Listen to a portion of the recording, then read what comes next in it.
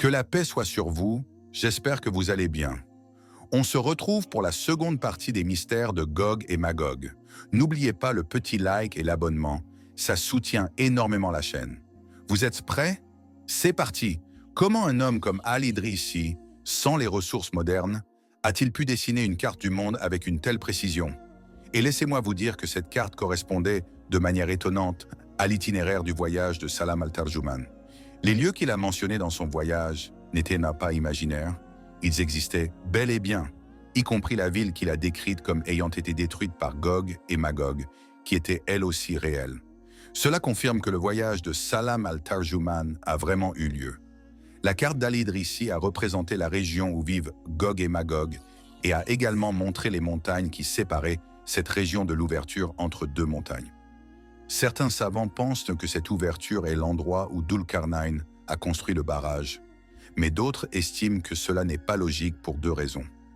Premièrement, si cet endroit était bien celui où le barrage a été construit, Gog et Magog auraient pu traverser les mers pour atteindre ces termes facilement. Deuxièmement, selon les hadiths prophétiques et les récits des commentateurs et savants, le nombre de Gog et Magog dépasse de loin celui des humains.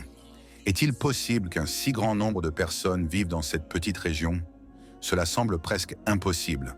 C'est pourquoi une autre théorie plus plausible dit que si l'on examine de plus près la carte d'Al-Idrissi, on voit qu'il a dessiné des montagnes entourant la Terre de manière complète. Parmi ces montagnes, une se démarque, que certains appellent la montagne de Kaf ou le mur de l'Antarctique. Elle est de la taille des cieux et de la terre, remplie de nombreux mystères et énigmes. Elle a suscité beaucoup de controverses au fil de l'histoire et des époques, et son nom a varié en fonction des civilisations et des religions. Certains l'ont appelée la Grande Montagne de Mimir, d'autres l'ont nommée Sumeru, mais la plus grande surprise est venue de la religion islamique, qui l'a désignée sous le nom de Jabal Kaf, en référence au début de la sourate Kaf dans le Coran. Existe-t-il vraiment sur cette terre une montagne appelée Jabal Kaf, mentionnée dans le Coran? Était-elle le domaine d'Iblis et de Samiri, mais ses contours ont-ils été délibérément effacés des cartes du monde moderne pour cacher son grand secret? La question la plus importante est, où se trouve cette montagne? Quelle est son histoire? Et pourquoi tout ce mystère autour de son existence? Est-ce vraiment le véritable lieu de résidence de Gog et Magog? Pour connaître l'histoire véritable, nous devons explorer ensemble les pages de l'histoire pour découvrir ce que les historiens ont dit à propos de cette montagne avant qu'elle ne soit effacée de l'ère moderne. Nous devons remonter à l'Antiquité grecque, puis à l'Inde, ensuite à l'époque des Vikings et enfin à l'Islam. Nous découvrirons la vérité sur cette montagne mystérieuse. Pour comprendre comment elle a été effacée, nous devons d'abord commencer par les cartes modernes du monde. Si nous les observons attentivement, nous voyons l'Arctique glacé, uniquement recouvert de glace. Cependant, une pièce du puzzle est manquante, que vous ne pouvez voir que sur les cartes anciennes. Au centre de cette blancheur se trouve une étrange bande de roches noires autrefois connue sous le nom de Grande Région Noire, ou plutôt la montagne de Mimir. Quelle est cette montagne et pourquoi a-t-elle été intentionnellement cachée des cartes du monde moderne? En vérité, pour comprendre l'histoire de cette montagne en détail et savoir d'où provient sa mention, nous devons revenir un peu en arrière, à l'une des époques médiévales, et plus précisément à l'époque de la Grèce antique, l'une des plus anciennes civilisations de la Terre. Les Grecs croyaient à l'existence d'une montagne immense au centre de la Terre, qu'ils appelaient le Grand Olympe. Ils croyaient que cette montagne était le centre de la Terre et l'origine de l'existence absolue, entourée de 4 continents en forme de cercle, traversés par 4 rivières. Selon leurs croyances, le plus grand dieu, Zeus, vivait là, au sommet de cette montagne sacrée, dans un palais entouré de jardins, et de là, il gérait les affaires de l'univers. Cette croyance n'était pas seulement partagée par les Grecs. Si nous avançons un peu dans le temps, à l'époque de la vieille doctrine hindoue, nous trouvons une autre version et une autre montagne. Les hindous croyaient à l'existence d'une montagne appelée Sumeru, faite d'or pur, dont la hauteur dépassait le million de kilomètres. Selon leurs croyances, cette montagne se trouvait au centre de la Terre et son sommet atteignait les cieux les plus élevés, tandis que ses racines s'enfonçaient profondément dans les enfers. Ils croyaient que cette montagne sacrée était le centre de la Terre et l'origine de l'univers, et que le Soleil et la Lune tournaient autour d'elle. Le plus grand Dieu y résidait également et gérait les affaires de l'univers à partir de là. Cela ressemble beaucoup à ce qui a été dit par les Grecs, et c'est pourquoi cette montagne était au cœur de l'existence de l'univers dans les croyances hindoues. Ils la vénéraient tellement qu'ils construisaient des temples comme une représentation symbolique de cette montagne. Les hindous croyaient-ils, comme les Grecs, qu'il y avait des habitants à l'intérieur de cette montagne? Oui, bien sûr. Cela a été mentionné dans leurs écritures sacrées, en particulier dans un texte vieux de 6000 ans, qui confirme l'existence de gens vivant là-bas. Ils étaient à l'origine sur cette terre où nous vivons aujourd'hui, mais ils ont fui la corruption et les catastrophes de la terre et se sont réfugiés à Sumeru, où ils ont construit une grande civilisation. Ce qui est encore plus surprenant, c'est que ces anciens textes contiennent des images de soucoupes volantes et certains passages parlent de la capacité de ces soucoupes à se battre dans des batailles féroces, à se rendre invisibles et à détruire d'autres avions facilement. Cela est choquant, n'est-ce pas? Mais la question qui se pose maintenant est, comment des humains vivant à cette époque pouvaient-ils connaître les soucoupes volantes, alors que nous n'avons même pas atteint ce niveau de technologie? Comment cela a-t-il pu figurer dans les livres hindous il y a 6000 ans? En vérité, personne ne le sait, mais peut-être que l'avenir nous fournira des explications. Maintenant, nous arrivons à la grande surprise, encore plus choquante. Beaucoup d'entre vous penseront que le nom « montagne de Sumeru » n'est qu'une légende des anciennes croyances. Mais vous avez tort. La montagne de Sumeru est étroitement liée au pôle Nord dans notre époque moderne, ce qui a conduit à de nombreuses théories affirmant que cette montagne existe réellement au pôle Nord, derrière les montagnes de glace connues sous le nom du Grand Mur de l'Antarctique. Selon ces théories, cette montagne contrôle le magnétisme de la Terre et le mouvement des planètes et des étoiles. Les différents éléments s'étendent sous terre jusqu'à une terre saturée, qui est la terre éternelle.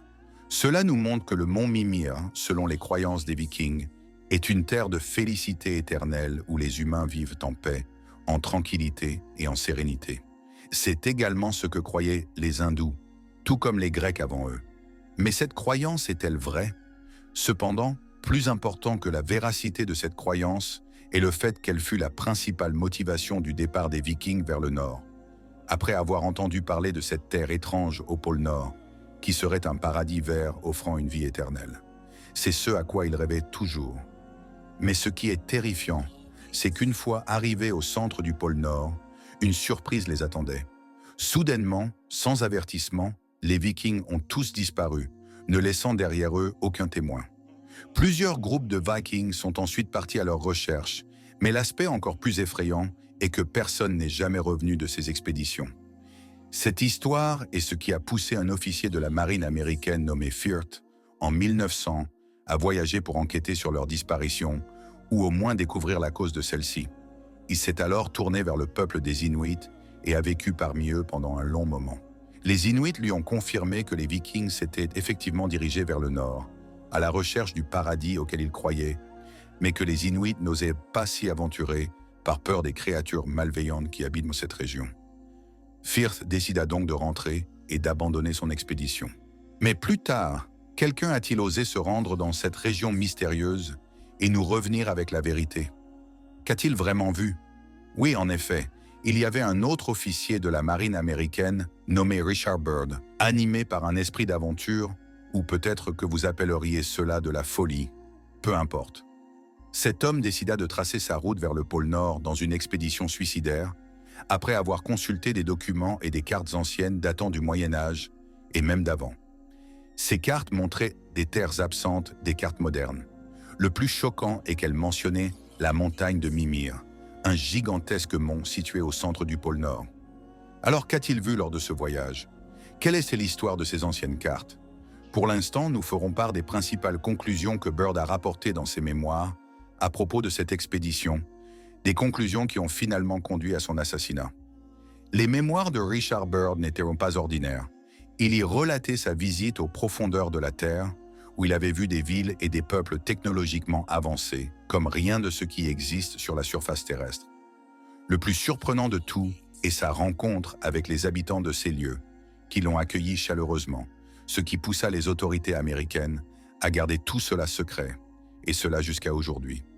Cela nous amène à un autre événement survenu après la Seconde Guerre mondiale, lorsque les Russes découvrirent une base secrète sur l'île d'Alexandra Land, à seulement 1000 km du pôle Nord, une base datant de l'époque nazie. À l'époque, les Allemands avaient annoncé que cette base était une station météorologique destinée à fournir des informations précises pour les opérations militaires. Mais le plus étonnant et le plus choquant, c'est ce qui a été révélé plus tard. Le véritable objectif de cette base était de rechercher des artefacts anciens que les nazis croyaient dotés de pouvoirs surnaturels. La preuve en est le nom que les Allemands donnèrent à cette base, Schatzgräber, qui signifie « chasseur de trésors ». Mais de quel trésor parlait-il? Nul ne le sait vraiment. Ce qui est certain, c'est que pour les Allemands, en particulier leur leader Adolf Hitler, le pôle Nord représentait un trésor caché. Hitler croyait que les Allemands descendaient de la race aryenne, qui vivait autrefois dans le Grand Nord et surpassait les autres peuples. Et après avoir entendu tout cela, qu'en est-il des enseignements religieux, et en particulier de notre religion, l'islam? Que disent les savants musulmans à propos de cette montagne gigantesque? En vérité, dans les religions juives et chrétiennes, il existe de nombreuses montagnes sacrées, telles que le mont Sion pour les Juifs ou le mont des Oliviers pour les chrétiens. Cependant, ces montagnes ne sont pas mystérieuses et ont une signification sacrée particulière, comme le mont Arafat en Arabie Saoudite ou le mont Sinaï en Égypte, et bien d'autres. Mais ici, il s'agit de quelque chose de totalement différent. Nous parlons d'une montagne mystérieuse et sacrée, une montagne légendaire que nul œil humain n'a jamais vue. Selon certaines croyances, cette montagne serait située au bord du monde et entourerait toute la Terre. Dans la plupart des textes anciens des différentes civilisations, il est fait mention d'une grande montagne entourant la Terre, appelée Kaf dans les textes arabes et persans. On dit que cette montagne est faite d'émeraudes vertes et que la voûte céleste repose sur elle. Elle est si haute qu'il faudrait 500 ans pour la traverser. Pendant 500 ans, des montagnes et des neiges se fracassent les unes contre les autres. Si ce n'était pour elle, la chaleur infernale aurait brûlé tout sur Terre. Al-Qazwini mentionne dans son livre « Les merveilles des choses créées et les curiosités des choses existantes », que Kaf est une montagne qui entoure la Terre, faite d'émeraudes vertes, et que la couleur du ciel en provient. Un ange est responsable de cette montagne, et personne ne sait ce qui se trouve derrière elle. Il est également dit que chaque montagne sur Terre est une veine de la montagne Kaf. Lorsque Allah veut punir un peuple, il ordonne à l'ange de secouer une des veines de cette montagne.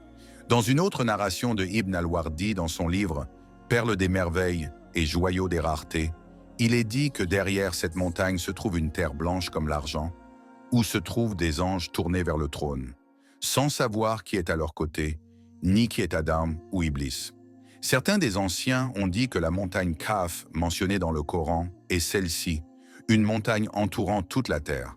Cependant, il n'est pas correct d'assimiler le mot Kaf du Coran à cette montagne ou de lui donner un sens matériel, car Kaf fait partie des lettres isolées, comme Alif Lam Mim ou Sad, dont seul Allah connaît la signification. Il est donc interdit d'attribuer un sens au verset du Coran à travers des spéculations personnelles. En même temps, nous ne pouvons pas non plus nier la possibilité que cela soit vrai, car seul Allah détient toute la science. D'autre part, certains savants comme Ibn Kathir ont remis en question l'idée que la montagne Kaf soit une invention des récits israélites. Il a rapporté que certains des anciens disaient que Kaf était une montagne entourant la terre, mais cela proviendrait des légendes israélites reprises par d'autres personnes. Il conclut que cette histoire ne peut ni être confirmée ni réfutée. Il ressort de tout cela que malgré les désaccords, non seulement sur l'existence de cette montagne, mais aussi sur ses caractéristiques ou sur l'idée que la sourate Kaf est un nom divin, ils s'accordent sur l'idée que la terre est étendue et plate. Même Ibn Kathir, qui rejetait l'idée de la montagne Kaf comme une légende israélite, a dit dans son commentaire sur le verset « Et la terre, comment elle a été étendue ?» que la terre est effectivement étendue et déployée par la création de Allah. Pour explorer cette question et démêler la vérité des légendes, il est important d'étudier les cartes anciennes, qu'elles soient islamiques ou non, pour clarifier ce sujet. Commençons avec les cartes d'Al-Idrissi, considérées comme les plus précises du Moyen-Âge. Elles ont servi de phare pour dévoiler les mystères des mers et des terres. Dans la bibliothèque bodléienne de l'Université d'Oxford, des cartes précieuses de l'époque d'Al-Idrissi sont conservées, incluant une carte de l'Antarctique entourée de montagnes, dont la montagne Kaf. Dans la deuxième version de cette carte, des détails supplémentaires apparaissent, notamment sur l'emplacement supposé de Gog et Magog à l'extrémité de la Terre. D'autres cartes, comme celle du cartographe italien Urbano Monte au XVIe siècle, montrent également une Terre entourée d'un grand océan et d'une montagne immense. De même, dans le livre Al-Masalik ou Al-Mamalik, la Terre est représentée entourée par une montagne après le mur de glace de l'Antarctique. En conclusion, la majorité des cartes anciennes, orientales ou occidentales, représentent une grande montagne entourant la Terre comme un collier entoure un cou. Cependant, la nature de cette montagne reste sujette à débat, entre réalité et fiction. Certains disent que sa hauteur atteint le ciel, d'autres affirment qu'elle s'étend aux confins de l'horizon. Ce qui est certain, c'est qu'il y a des terres et des mers au-delà, et qu'il est difficile de distinguer le mythe de la vérité. Enfin, la Terre est constituée de 7 couches et de 7 cieux, comme Allah l'a révélé dans le Coran. Ces cieux sont superposés sur les couches de la Terre. La Terre est entourée d'une mer, puis d'un mur de glace, et au-delà de celui-ci, une montagne imposante entoure l'ensemble de la Terre, comme le blanc de l'œil entoure sa pupille. Louange à Allah, le meilleur des créateurs. Il lui suffit de dire « soit » et cela est. Et Allah est plus savant. Et maintenant, mes amis, après tout ce que vous avez écouté, que pensez-vous de cette mystérieuse montagne? Nous attendons vos avis dans les commentaires. Merci de m'avoir écouté. C'était le Voyageur du Temps. À bientôt pour une prochaine vidéo.